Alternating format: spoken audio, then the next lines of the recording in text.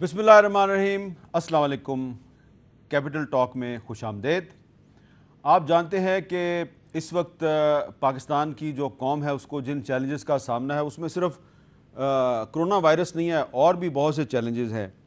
और अब जो बजट है वो करीब आ रहा है, तो बजट जो है ये कैसे पेश होगा। बजट का इजलास जो है वो वाकई पार्लियामेंट का एक बाकायदा इजलास होगा।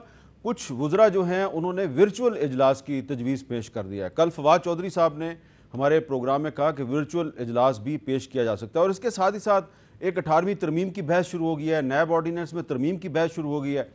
और कोरोना वायरस के मुकाबले के लिए हमें जिस एक कौमी इत्तेहाद की ज़रूरत है वो फ़िलहाल नज़र नहीं आ रहा। और इस सूरत हाल में वज़ीर आज़म इमरान खान साहब ने वजारत इत्तलात में तब्दीली की है, और ये पिछले पौने 2 साल में तीसरी तब्दीली है।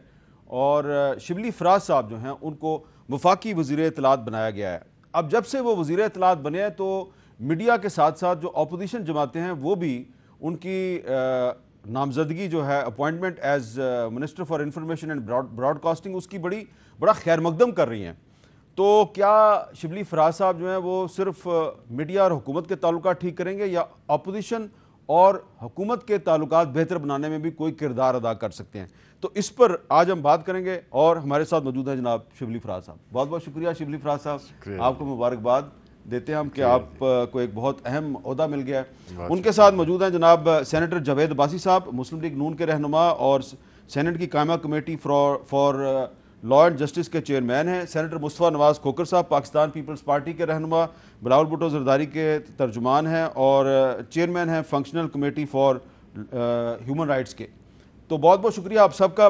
शिबली फराज साहब, सबसे पहले ये बताएं कि मीडिया में तो चले ठीक है, आपकी एक गुडविल थी, मीडिया में बड़ा अप्रिशिएट किया गया, आप को इन्फॉर्मेशन मिनिस्टर बनाया गया, तो अपोजिशन जमातों में भी आपको बड़ा अप्रिशिएट किया गया। ज़रा हम आपको सुनवाते हैं कि अपोजिशन के मुख्तलिफ लोग क्या कह रहे हैं शिबली फराज साहब के बारे में। बड़ी अच्छी बात है, एक गैर नुमाइंदा जो शख्सियत की जगह अगर एक नुमाइंदा शख्सियत अपॉइंट हो गए हैं तो बड़ी अच्छी बात है। अहमद फराज साहब के बेटे का मैं बहुत एहतराम करता हूँ, शिबली फराज साहब का। पीटीआई की हुकूमत में एक ही काम अच्छा हुआ है कि आपा को घर भेजा है। शिबली फराज का इंतखाब कैसा आपके ख्याल में? देखिए, शिबली फराज साहब अहमद फराज साहब के बेटे हैं, लेकिन बासियत इंसान, मैं जहाँ तक उनको खुद से जानता हूँ, उनकी तबीयत में बड़ा दलील और उनकी तबीयत में ठहराव। शिबली फराज साहब, ये जो आपके तबीयत के ठहराव का एतराफ़ अपोजिशन भी कर रही है, ये गुडविल कितने दिन कायम रहेगी? क्या आप इसको काफ़ी अर्सा कायम रखने में कामयाब हो सकेंगे? देखिए, पहली बात तो ये कि मैं आपका बिलखुसूस और बाकी जो मेरे कॉलीग्स जिन्होंने अपोजिशन के या हमारी पार्टी के जिन्होंने इसको सराहा है, मैं उसका तहे दिल से शुक्रगुज़ार हूँ। और बड़ी कदर है मुझे ये सारा, बल्कि इसने मुझ पे एक एक्स्ट्रा बोझ भी डाल दिया है कि तवक्कुआत जब आपसे इस तरह की हों। मैं ये समझता हूँ कि जहाँ तक कि आपने अपोजिशन का ताल्लुक़ किया, मैं ये समझता हूँ कि देखिए, मैंने कभी कोई जो मैं हूँ, मैंने कोई एक ख़ास तरीक़ा अख्तियार नहीं किया कि किसके साथ किसी तरह से, किसके साथ किस तरह से। तो इसका मतलब है कि मुझे चेंज नहीं होना, मुझे बस अपना जो मैं हूँ और जिस तरह का मैं। आपकी एक जो खूबी उभर के सामने आई है वो ये है कि you are PTI face.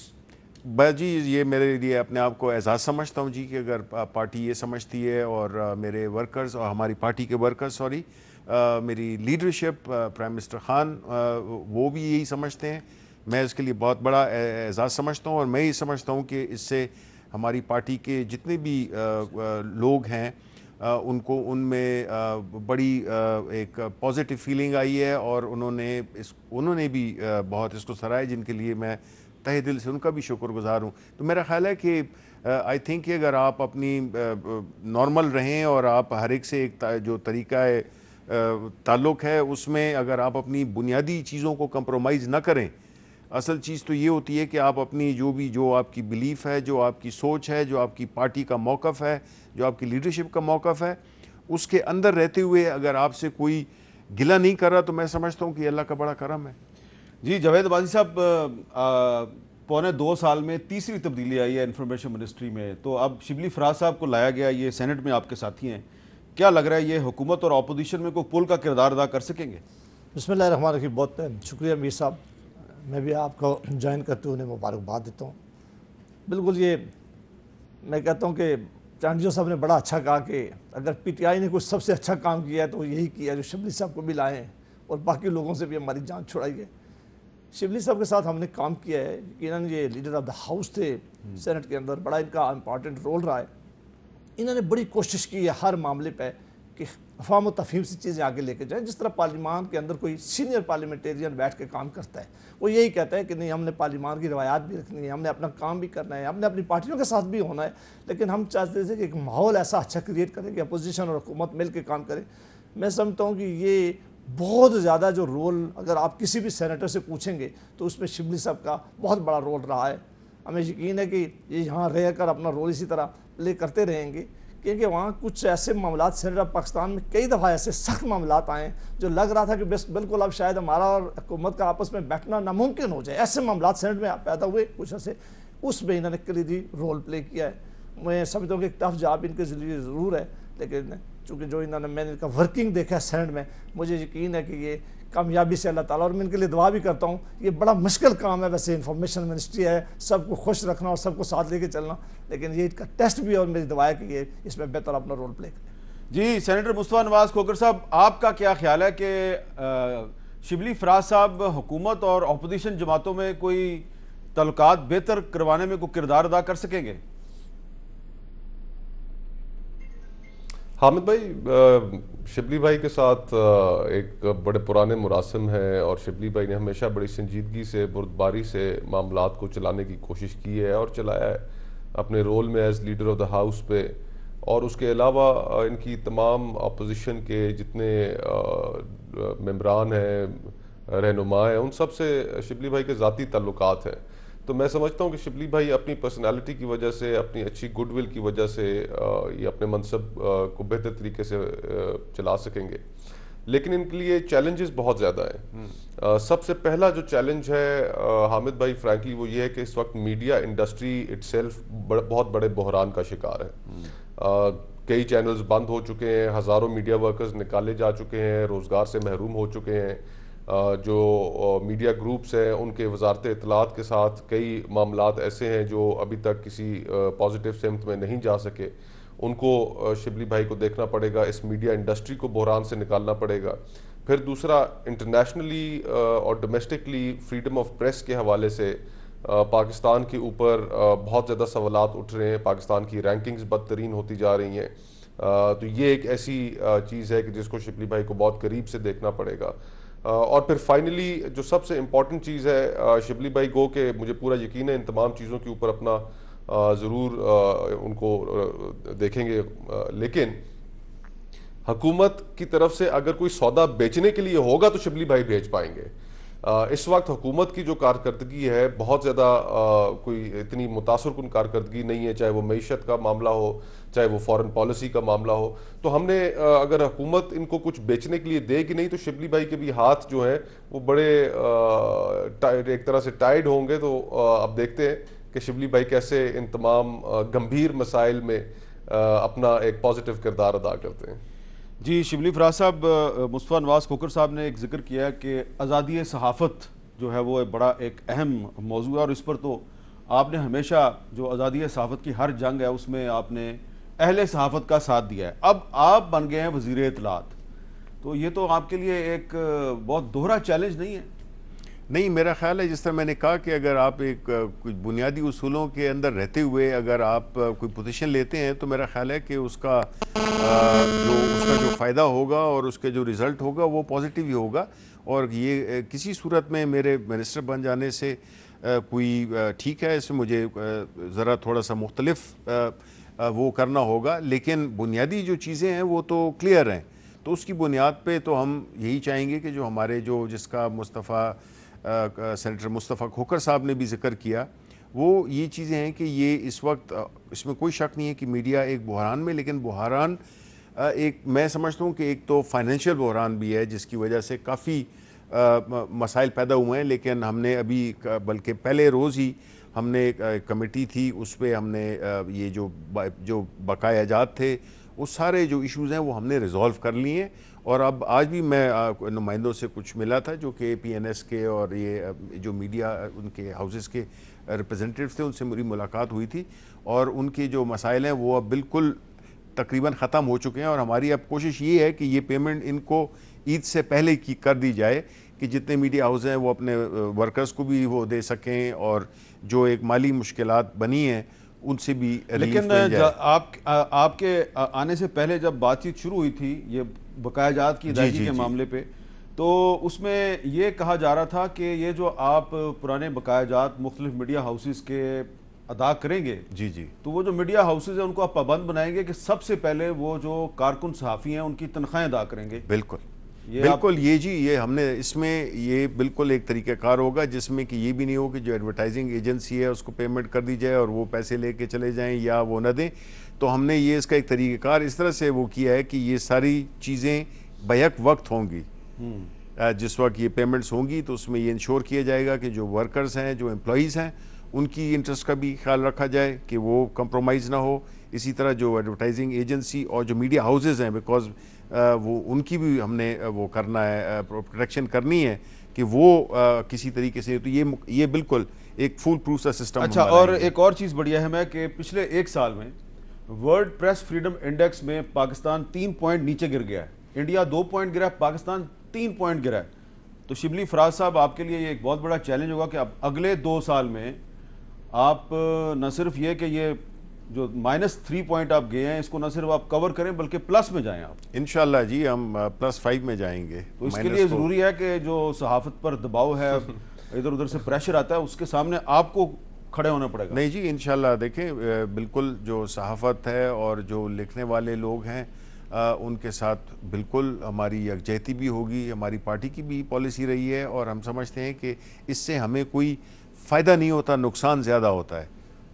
Javed Abbasi साहब, अब ये बताइए कि बजट आ रहा है, तो बजट का इजलास जो है वो ज़ाहिरी बात है उस पर लोग सवाल उठा रहे हैं कि किस तरह होगा इजलास, क्योंकि आप जिस हाउस के मेंबर हैं, शिबली साहब, आप और मुस्तफ़ा नवाज़ खोखर साहब, आपने कौमी असम्बली से पहले सोशल डिस्टेंसिंग की पॉलिसी इख्तियार की थी। ये मैं आपको क्रेडिट देना चाहता हूँ। सबसे पहले सेनेट ने यह काम शुरू किया और उसमें चेयरमैन सेनेट साहब का भी किरदार है। तो अब बहस ये शुरू हो गई है कि बजट इजलास आ रहा है तो पार्लियामेंट के जो दोनों हाउसेज हैं इनका रेगुलर इजलास बुलाया जाए या वर्चुअल इजलास बुलाया जाए ऑनलाइन। क्या आप क्या कहते हैं?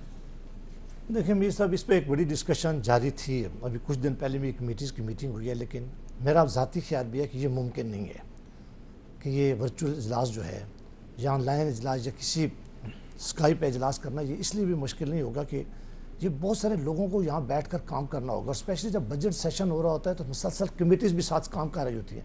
बजट एक ही वक्त में दोनों हाउसेज में, पहले नेशनल असम्बली में ले होगा और फ़ौरन तौर पर फिर वहाँ से ख़त्म करके उसे सेनेट ऑफ पाकिस्तान में लाया जाता है। अब चूँकि बजट सेशन जो है वो मेरा ख्याल है जून के फर्स्ट वीक में, मुझे नहीं पता कि डेट कौन सी रखेंगे, लेकिन 6 या 9 या 11 को हमेशा आता है। मेरा ख्याल है कि एक तो दुआ है कि अल्लाह ताला हालात उस वक्त तक बेहतर कर ले, उस वक्त तक बेहतरी आ जाए और हुकूमत अगर कुछ होश के नाखन ले और शिबली साहब मेहरबानी करें कि इन्होंने लॉकडाउन के ऊपर कोई ख़ास पॉलिसी नहीं अपना सके। पहले सख्त लॉकडाउन है, फिर सॉफ्ट लॉकडाउन है और अभी तक कोई हमें नज़र नहीं आ रहा कि किस तरफ जा रहे हैं। जब भी प्राइम मिनिस्टर साहब बात करते हैं, बल्कि आपकी मीटिंग्स में भी उन्होंने बात की, तो उन्होंने हमेशा कहा कि आने वाले वक्त सख्त वक्त है, उसमें कुछ भी हो सकता है। आज के इंडेक्स अगर आप देख लें तो हमारे यहाँ अमवात जो है उसकी शरह बड़ी है और हमारे जो लोग हैं वो ज़्यादा इन्फेक्ट हुए। इसका मतलब है कि हमारे यहाँ जो फैलाव है वो ज़्यादा है। मीर साहब, इस वक्त तक 15 से 20 हज़ार है टेस्टिंग। हमारी टेस्टिंग 1 लाख के करीब होनी चाहिए जो दुनिया का स्टैंडर्ड है। अभी तो उन लोगों की भी टेस्टिंग नहीं हो सकी जो इस मर्ज में शामिल है और उनकी भी टेस्टिंग नहीं हो सकी। तो कहीं रैंडम टेस्टिंग तो सवाल ही पैदा नहीं होता कि पाकिस्तान के अंदर हो कि अभी तक लोग कितने।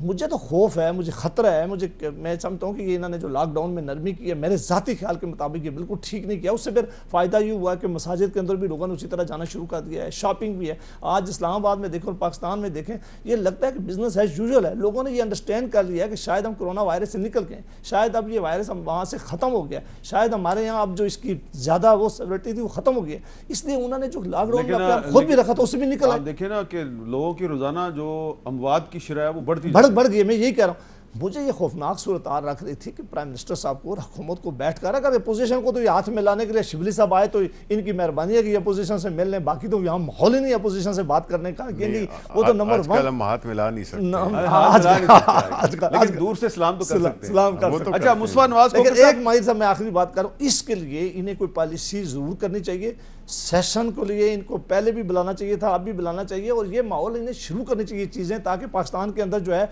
एक जो हमारे बैठकर पाकिस्तान के जो मसाइल हैं और बड़े इंपॉर्टेंट इशू हैं जिनकी तरफ आपने निशानदेही की, अब कौन बात कर रही है, उन पर पार्लियामान के अंदर बात हो। मुस्तफा नवाज खोखर साहब, पार्लियामेंट का वर्चुअल इजलास बुलाया जाए या रेगुलर इजलास, फिजिकल इजलास बुलाया जाए?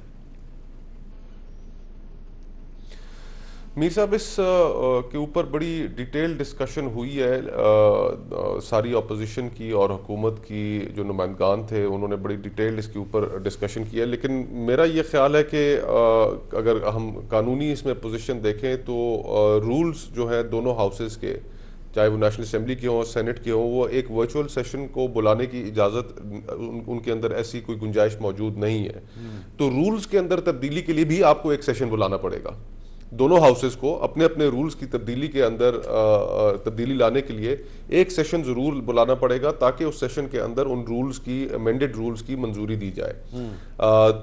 तो इस माहौल में, जिस माहौल में इस वक्त पूरा मुल्क एक बहुत बड़े क्राइसिस का शिकार है, पूरी दुनिया एक क्राइसिस का शिकार है, ऐसे में पार्लियामेंट लाताल्लुक होकर नहीं रह सकती, और पार्लियामेंट को इस मामले में अपनी, जहाँ पर हुकूमत अपनी लीडरशिप दिखा रही है, वज़ीर आज़म है, बिलावल भुट्टो साहब हैं, हमने हुकूमत को साथ देने का, जिस तरीके से उनके साथ चलने का, एक कौमी यकजहती पैदा करने के लिए जो कोशिश की है, तो हम ये समझते हैं कि उसमें पार्लियामेंट को भी अपना किरदार अदा करना चाहिए और पार्लियामेंट को भी सामने आना चाहिए।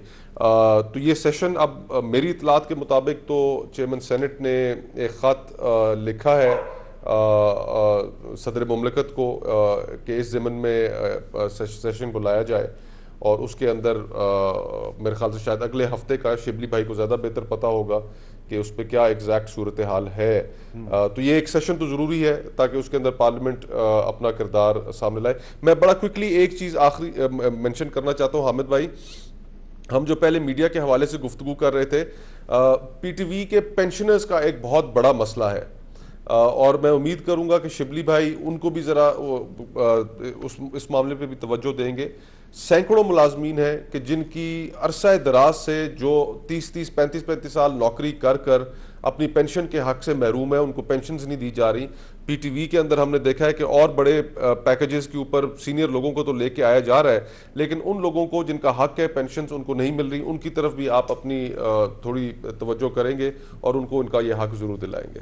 जी, वर्चुअल इजलास होगा जी सेनेट का आने वाले दिनों में, आपकी क्या इन्फॉर्मेशन है? देखें, इस पे जिस तरह अभी जिक्र हुआ, बहुत बहस हुई, हर पार्टी ने अपना अपना नुक्ता नज़र पेश किया, और हम इस नतीजे पहुँचे कि हुकूमत तो चाहती है कि वो हो, सेशन हो, लेकिन साथ साथ में देखें, अगर आपने गौर किया हो, मसूद अब्बासी साहब या पीपल्स पार्टी का जो स्टैंड है, या मुस्तफ़ा खोखर साहब जो बात कर रहे थे, ये कंट्राडिक्टरी बातें हैं। एक तरफ हम ये कह रहे हैं कि जी पाकिस्तान हुकूमत ने लॉकडाउन को थोड़ा लूज़ किया है, जिसकी वजह से मसाइल हो गए हैं कुछ ज़्यादा, चूँकि वो हालांकि वो टेस्टिंग की वजह से हुए हैं। देखिए, हमने ये देखा है कि लोग अब हर जगह पे दुनिया में, अमेरिका में, वो इस लॉकडाउन से उन्होंने देखा है कि कोई फ़ायदा हुआ नहीं, लोग निकल आए, बाहर निकल आए। हमारे यहाँ तो ज़ाहिर है कि कुछ आ गई की कमी है, लेकिन जनरली जो है तो हम ये समझते हैं कि सेनेट का और नेशनल असेंबली का इजलास ज़रूर होना चाहिए, हुकूमत चाहती है। लेकिन फिर साथ ही में ये भी है कि आपने देखा हो कि जो उसकी जो बिल्डिंग है वो, उसमें कोई सर्कुलेशन नहीं है, उसमें AC चलाने पड़ते हैं।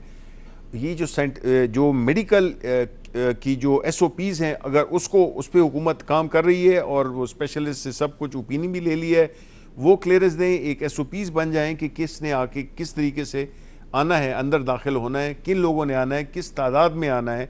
हम 100% उसकी बात नहीं कर रहे, इस पर तो एग्रीमेंट है कि फेजेस में हो, कि कम, जो कि इवन कोरम की हद तक हम गए कि जो नेशनल असेंबली में मेरा ख्याल है 126 का है और जो सेनेट में है वो 27 लोगों का है, तो हम मिनिमम स्ट्रेंथ पे भी हम काम कर सकते हैं। कुछ इश्यूज आएंगे कि जब उसमें आपको कोई बिल पास करना हो, उसके लिए आपको एक खास नंबर की वोट्स चाहिए होते हैं। इसके लिए अपोजिशन के ताउन की जरूरत है। बिल्कुल, और मेरा ख्याल है अपोजिशन ताउन कर रही है इसमें जो उस मीटिंग में मैं भी था, और उसमें सबका ये है कि वो ताउन करने के, बिकॉज देखिए जी ये जो मुसीबत है वो ये कोई ख़ास किसी पार्टी या किसी उसकी नहीं है, तो दुनिया में जिस तरह मुस्तफ़ा ने कहा और यहाँ हमारे पाकिस्तान में, तो हमने गिवन सिचुएशन के अंदर रह के हुए हमने ये करना है कि किस तरह से हम इस पे हम सेशन भी बुला लें, हमारी जो लीगल रिक्वायरमेंट्स है वो भी पूरी हो जाए, नेशनल असेंबली के दिन वो हैं, लेकिन आई थिंक कि ये एक एक्स्ट्रा ऑर्डिनरी सर्कमस्टांसेस है। वर्चुअल इजलास नहीं होगा, फिजिकल वर्चुअल का तो जी देखे ना, जिस तरह के मुस्तफा ने भी कहा, और उसकी कोई प्रोविजन नहीं है। वर्चुअल इजलास की कानून में कोई गुंजाइश नहीं है, और उसमें काफी कबाहतें भी हैं। आप क्या कह रहे हैं मुस्तफा साहब, क्या कह रहे हैं आप? मैं सिर्फ एक नुक्ता रखना चाह रहा था इस बहस में हामिद भाई सारों की कंसिडरेशन के लिए कि ऑपोजिशन की कुछ रिजर्वेशंस भी हैं वर्चुअल इजलास के हवाले से। हम जरूर हुकूमत के साथ गैर मामूली हालात में ताउन करना चाहते हैं। शिबली फराज साहब ने बहस ही खत्म कर दी, वो कह रहे हैं उसकी कोई गुंजाइश ही नहीं है कानून में, वर्चुअल इजलास की गुंजाइश ही नहीं है। बात खत्म हो, गुंजाइश नहीं है, रूल्स के अंदर तब्दीली करनी पड़ेगी। लेकिन अगर हुकूमत इस तरफ बढ़ती है आगे तो फिर हमारी एक रिजर्वेशन ये होगी कि हुकूमत जहां पर वैसे हाउस के अंदर नहीं बोलने देती, वहां पर जो हाउस का जो अपोजिशन अरकान को वक्त कम मिलता है, तो उधर तो सिर्फ एक बटन ही दबाना है और अपोजिशन की बात ही खत्म। तो ये रिजर्वेशन हमारी होंगे, मुझे ये बताएं, लेकिन वो पार्लिमानी, तो फिर देखिए ना, आपने फिर जिसमें आप कम अज कम मुस्तफा साहब को आप सेटिस्फाई कर देते हैं ना, दोबारा बोल दें कि भाई वर्चुअल इजलास नहीं हो रहा। देखें मुस्तफ़ा, ये तो इसमें कोई शक नहीं है कि आपको भी पता है कि कानून में उसकी कोई गुंजाइश नहीं है, और यूर राइट कि अगर हमने उसमें रूल्स में भी अमेंडमेंट करनी है तो उसके लिए भी हमें एक दफ़ा इजलास बुलाना पड़ेगा एक दफ़ा।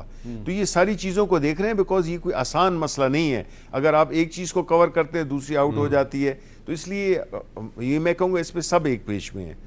हम भी चाहते हैं कि पार्लियामेंट का इजलास हो और अपोजिशन तो चाहती है, तो इसलिए हम इसके लिए वर्किंग के साथ फैसला होना चाहिए। बिल्कुल, चले कंसेंसस की बात हो रही है, लेकिन एक अमेंडमेंट जो कि 2/3 मेजॉरिटी के साथ हुई थी, 18वीं तरमीम, उस पर एक बहस शुरू हो गई और समझ नहीं आ रही कि ये बहस क्यों शुरू की गई है, जबकि हुकूमत के सीनियर वज़रा भी कह रहे हैं कि फ़िलहाल हुकूमत का ऐसा कोई इरादा नहीं है, अपोजिशन भी कह रही है कि नहीं हम इस पर तैयार नहीं है, फिर भी बहस हुए जा रही है। और चौधरी शुजात हुसैन साहब जो हुकूमत की इत्तेहादी जमात मुस्लिम लीग कायद-ए-आज़म के सरबराह हैं, उन्होंने कह दिया है कि मैं 18वीं तरमीम के लिए सियासी जमातों से मैं बात करूंगा। तो ये 18वीं तरमीम इस वक्त इतनी कुछ लोगों के सर पे सवार क्यों हो गई है, इस पर बात करेंगे वक्फे के बाद।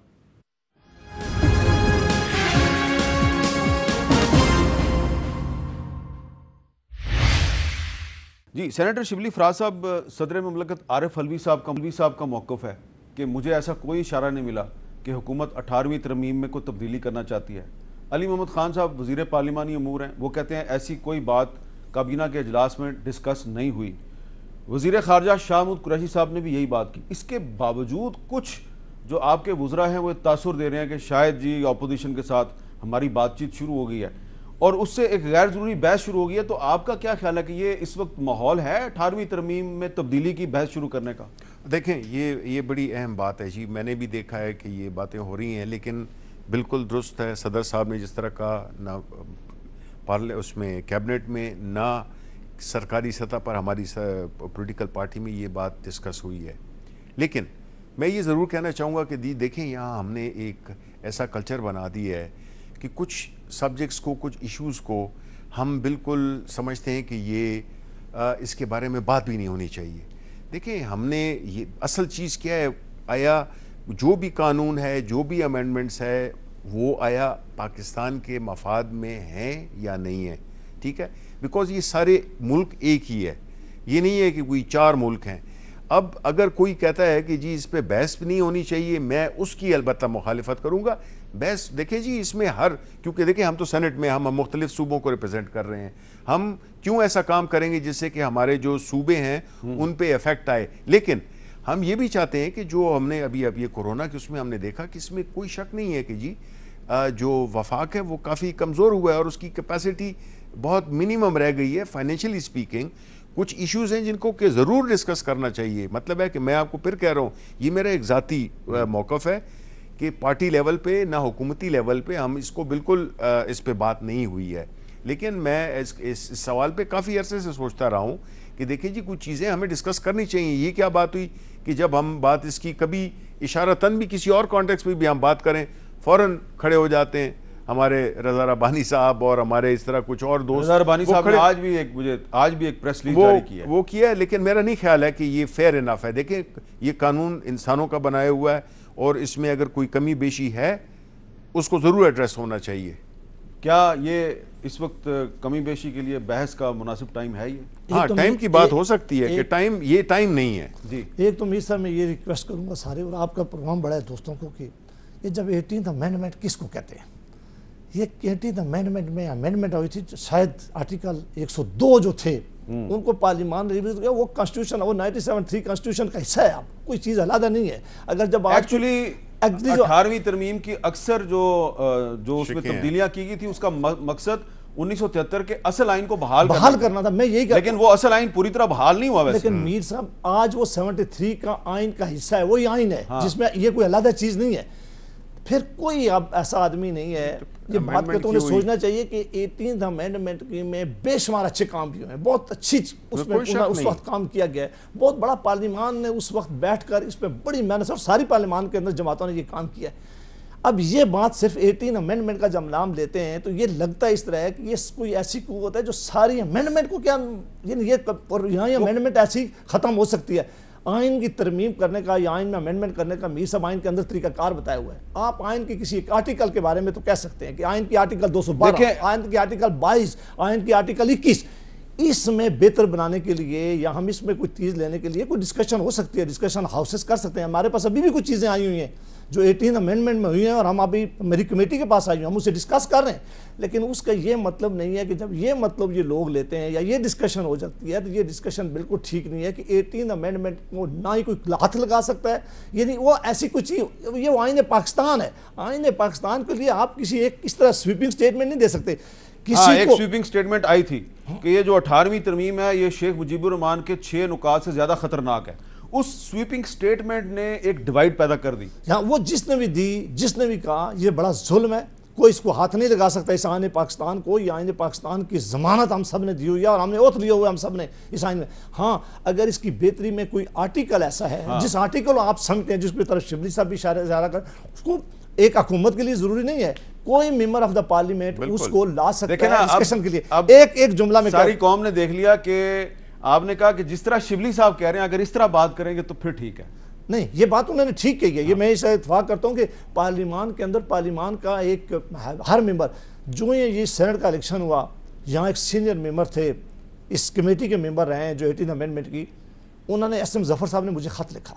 उन्होंने कहा कि आप लॉ कमेटी के चेयरमैन हैं, ये मेहरबानी करके इसमें एक चीज़ हमने डाल दिया कि हमने पार्लियामान के मेंबरों को बहुत ज़्यादा पाबंद कर लिया गया है, ये मेहरबानी करके इसकी डिस्कशन करें। उन्होंने वो उसमें मेंबर एस एम जफर साहब जो है उन्होंने अपनी जो किताब उनकी आई है ना, हिस्ट्री ऑफ पाकिस्तान री इंटरप्रेटेड, उसमें भी ये बात लिखी है। लेकिन उन्होंने कहा है मुझे, तो मैंने उसको ऐसी बच्चे, अब इलेक्शन कमीशन के मेंबरान की बात है कि आप अभी हमारे पास बिल आ गया है, कॉन्स्टिट्यूशन अमेंडमेंट बिल आया हुआ है, हमने अपनी कमेटी में अभी डिबेट करवाया, मेरा ख्याल उसमें मुस्तफ़ा भी थे।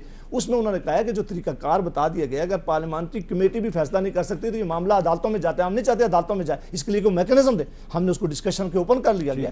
तो अगर कोई क्लास ऐसी है जिसको समझा जाए, उस क्लास के उस आर्टिकल के मुताल्लिक ज़रूर बात करें, उसे लाएं। लेकिन सिर्फ ये नाम लेना, ये आइन पाकिस्तान के खिलाफ बात है। ये आइन पाकिस्तान है, अब कोई चीज़ ऐसी नहीं है। आइन पाकिस्तान के खिलाफ अगर कोई बात करता है तो किसी तौर पे जायज़ नहीं। जी, मुस्तफा नवाज खोखर साहब, आपका इस बारे में क्या मौक़िफ़ है? वैसे आपके चेयरमैन का तो मौक़िफ़ आ चुका है, लेकिन इस बारे में आप क्या कहेंगे कि 18वीं तरमीम जो है वो कोई ऐसी चीज़ तो नहीं है जिसमें तब्दीली नहीं हो सकती?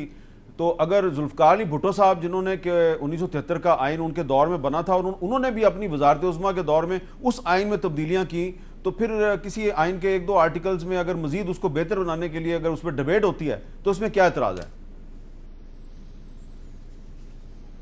बिल्कुल आपने ठीक कहा मीर साहब, इसके ऊपर पाकिस्तान पीपल्स पार्टी के चेयरमैन बिलावल भुट्टो का एक वाज़ेह मौक़िफ़ आ चुका है और हमेशा से वो इसके ऊपर एक बड़ी क्लियर पोजीशन रखते हैं। और सिर्फ वही नहीं बल्कि और दीगर पॉलिटिकल पार्टीज़ जिनमें हुकूमत के अपने इत्तेहादी भी शामिल हैं। आपने एक उनकी हलीफ जमात का जिक्र किया, लेकिन उनकी एक हलीफ जमात ने बड़ी सख्त स्टेटमेंट दी है एक दो दिन पहले BNP ने, और उन्होंने वाज़ेह पोजीशन ली है कि वो 18वीं तरमीम के ऊपर इस वक्त किसी भी डिबेट में एंगेज नहीं होना चाहते। तो जहाँ तक हुकूमत का ताल्लुक है, तो हुकूमत में एक तो अपने इनके हलीफ शायद इनके साथ खड़े ना हो, और दूसरी जो मीर साहब सबसे इम्पॉर्टेंट बात है वो ये कि ये क्या मौका है कि इस मौके पे इस तरह की एक गुफ्तगू का आगाज़ किया जाए कि जो गुफ्तगू कई हवालों से सेंसिटिव है। हम इस माहौल में जहाँ पर सूबे ये तकाजा कर रहे हैं कि सेहत के हवाले से उनको मज़ीद रिसोर्सेज चाहिए इस कोविड-19 का मुकाबला करने के लिए, उस सूरत हाल में आप ये गुफ्तगू शुरू करें कि जो तुम्हारे पास रिसोर्सेज अवेलेबल भी हैं वो भी हम तुमसे लेना चाहते हैं, तो ये कतन किसी भी सूरत मुल्क के मफाद में नहीं होगा। और 18वीं तरमीम के ऑब्जेक्टिव्स थे क्या? उन ऑब्जेक्टिव्स में सबसे पहले जो, अगर हम अपने मुल्क की तारीख को मीर साहब मद्देनजर रखें, आप सब तमाम हजरात मेरे से ज़्यादा उसके ऊपर गहरी निगाह रखते हैं, ज़्यादा तजर्बा रखते हैं, तारीख से ज़्यादा वाकिफ़ हैं, इस मुल्क के अंदर जो नेशनलिस्ट पॉलिटिक्स थी, उस नेशनलिस्ट पॉलिटिक्स को जो साइल और वसाइल का जो एक तकाजा था, जो एक गुफ्तगू थी, उसको 18वीं तरमीम ने एड्रेस किया। 18वीं तरमीम के जरिए वफाक मजबूत हुआ, ना कि वफाक कमजोर हुआ। और हमारी जो फॉल्ट लाइंस हैं, अगर आप उस गुफ्तगू को, उन फॉल्ट लाइंस को दोबारा उभारना चाहते हैं, उस गुफ्तगू को रीइग्नाइट करके, फर्क है कि मरकजी हुकूमत शायद कमजोर हुई है लेकिन फेडरेशन मजबूत हुई है, फेडरेशन मजबूत हुई है। एग्जैक्टली। और मरकजी हुकूमत भी मीर साहब मैं नहीं समझता कि कमजोर हुई है। अगर NFC अवार्ड के ऊपर यह तकाजा कि अब हमें पैसे सूबों को ज्यादा देने पड़ते हैं और पहले पैसे कम देने पड़ते थे, तो क्या वफाक ने वो तमाम इकदामात किए हैं जो इकदामात वो करके अपनी किटी को बढ़ा सकता था? हाँ। आपने पिछले, जब से ये आपका आखिरी NFC अवार्ड हुआ है, उसके बाद से अब तक आप मुझे कोई एक कदम आप दिखा दें कि सबसे आसान रास्ता है कि आप डेट ले लें, आप मजीद कर्जा ले लें, लेकिन क्या आपने अपनी टैक्स बेस को बढ़ाया? क्या आपने अपने दीगर और अखराजात में कमी की? क्या आपने अपनी सैलरी स्लिप्स में कमी की? लंबी बहस हो गई है। मुझे जरा मुख्तसर ये बताएं कि चले 18वीं तरमीम के फिलहाल मुझे भी लग रहा है कि जो टाइमिंग है वो शायद मुनासिब नहीं है, लेकिन नैब ऑर्डिनेंस में तरमीम पे तो अपोजिशन और हुकूमत में 2 महीने पहले बातचीत हो रही थी, लेकिन वो उसका कोई नतीजा नहीं निकला। उस पर बात दोबारा हो सकती है? देखें, ये इस पे बिल्कुल अपोजिशन के साथ बातें हुई थी, उसमें कुछ चीज़ों पे एग्री हुए थे, बल्कि सेनेट में तो नैब ऑर्डिनेंस एक बिल पास भी हो चुका है, फारूक नाइक साहब वाला। लेकिन असल बात यह है कि इस सिलसिले में आज ही मेरा ख्याल है एक ख़बर न्यूज़ पे चल रही थी, जिसमें कि चल रहा था कि उसमें अमेंडमेंट्स ये हो गई है, लेकिन वो शहजाद अकबर साहब ने उसकी तरदीद कर दी है। तो ये नेगोशिएशंस जारी हैं और मकसद यही है कि इस इशू को कलेक्टिवली अगर हम एड्रेस कर लें तो उसकी फिर एक बड़ी सॉलिड सी ओनरशिप। बड़ी अच्छी बात है कि आप कलेक्टिवली इस इशू को एड्रेस करना चाहते हैं। और एक अमेरिका का जो कमीशन बराए मजहबी आज़ादी है, उसकी एक रिपोर्ट आई है, तो उस रिपोर्ट में हिंदुस्तान और पाकिस्तान दोनों के बारे में बहुत सी चीज़ें कही गई हैं। हम आज सिर्फ पाकिस्तान के मामले में बात करेंगे, क्योंकि हिंदुस्तान जो है उसने जो पिछले 1 साल में किया है मुसलमानों के साथ और अहले कश्मीर के साथ, वो तो सारी दुनिया जानती है। लेकिन इस रिपोर्ट में पाकिस्तान के बारे में कुछ बहुत काबिल तशवीश बातें शामिल हैं, उस पर बात करेंगे वक्फे के बाद।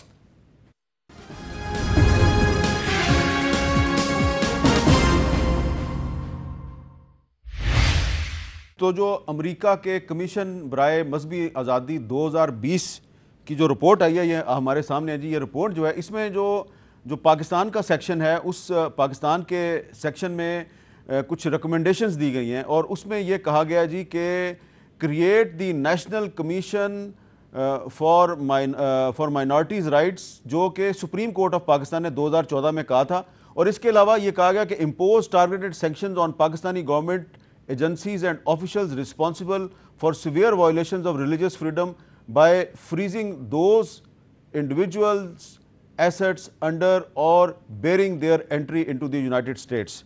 तो अमेरिका जो है वो उसने हिंदुस्तान में जो हो रहा है उस पर भी बड़ी तशवीश का इजहार किया है लेकिन साथ ही साथ हम ये इग्नोर नहीं कर सकते कि पाकिस्तान में भी वो कह रहा है कि जी बड़े मजहबी आज़ादी जो है उसको वायलेट किया जाता है और पाकिस्तान पे सैंक्शंस भी लगाई जा सकती हैं।